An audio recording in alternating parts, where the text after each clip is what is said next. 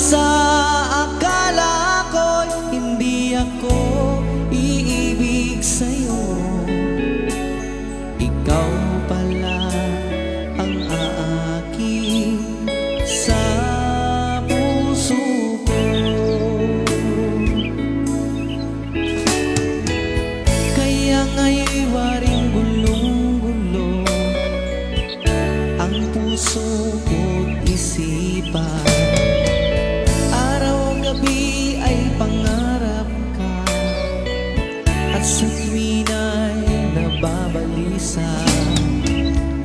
Dahil ba ang puso ko ay labis na umibig sa'yo? Hanggang kailan magtitiis ilihim ang pag-ibig ko? Ano ang gagawin sa utos ng damdamin?